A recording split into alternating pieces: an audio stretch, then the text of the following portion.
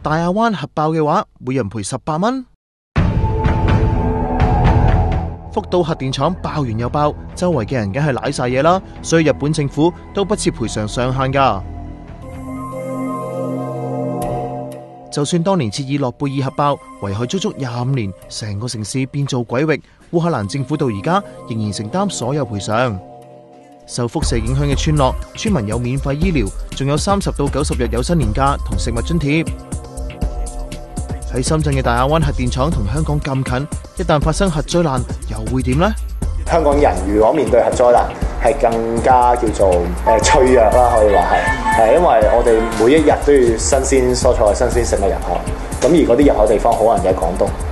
廣東咁，而如果大亞灣出事嘅話，其實就會影響晒廣東嘅食物啦。東江水都隨時污染埋㗎。不過就算咁大劑，根據保安局嘅文件，境內外人士都要自己喺當地法院向核電站經營者索償，即使加埋中國政府補貼，最多夾埋都係賠唔夠4億。以深圳同香港有2000萬常住人口計，每人平均賠得嗰17個8毫半咋，買個飯盒都未夠啦。係佢哋就答唔到嘅，即係保安局就話根據國際原子能機構嘅標準運作㗎啦，佢哋而家已經係咁，但係國際原子能機構其實唔係一個釐定賠償嘅，冇一個咁嘅機制釐定嘅賠償。